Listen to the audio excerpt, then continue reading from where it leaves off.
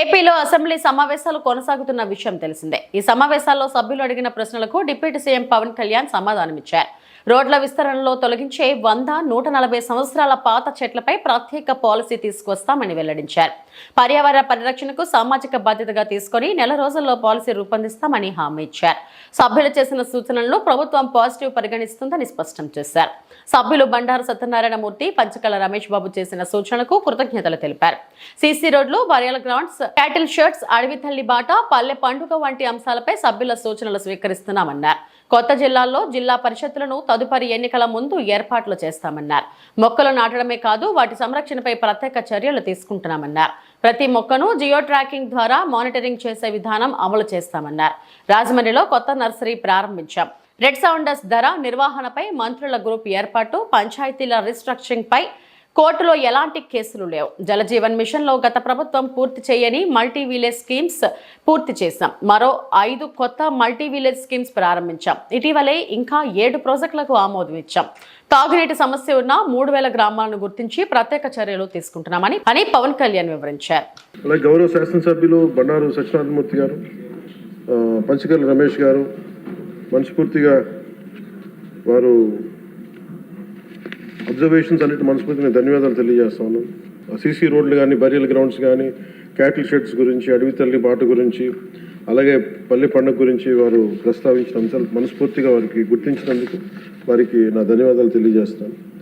అలాగే పంచకర్ల రమేష్ గారు కూడా ఈ పల్లె పండుగ సక్సెస్ గురించి, అలాగే 10,000 ప్రమోషన్స్ గురించి గుర్తించి వారు గుర్తించినందుకు, అలాగే 4,000 కిలోమీటర్లు శాసకీయ ఫండ్స్ ద్వారా దీన్ని ముందుకు తీసుకెళ్తున్నందుకు వీరందరికీ కూడా మనస్ఫూర్తిగా నేను నా ధన్యవాదాలు తెలియజేస్తాను అధ్యక్ష. అలాగే గౌరవ సభ్యులు ప్రస్తావించిన అంశాలు ముఖ్యంగా మన బండారు సత్యనారాయణ మూర్తి గారు చెప్పింది 2 అంశాలు కీలకమని చెప్పారు అధ్యక్ష. ఒకటి, జిల్లా పరిషత్సు గురించి ఏం చేస్తున్నారు అంటే, జిల్లా పరిషత్సు ఇవన్నీ కూడా భవిష్యత్తులో బిఫోర్ వచ్చే ఎలక్షన్స్ లోపు దాన్ని ఖచ్చితంగా జిల్లా పరిషత్ కొత్త జిల్లాల్లో దాన్ని కాన్స్టిట్యూట్ చేసి వచ్చే ఎలక్షన్స్ లోపు చేస్తాం అధ్యక్ష. అది వారికి తెలియజేస్తున్నాను.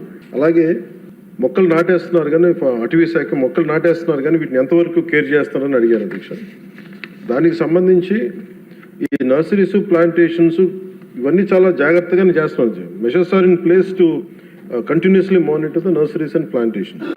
అలాగే మేము వచ్చిన తర్వాత ప్రతి మొక్కకి బెంగళూరుకి కర్ణాటకకి వెళ్ళిన తర్వాత వారి ఎలా చేస్తున్నారో కూర్చొని every trees will be geo tagged అధ్యక్ష.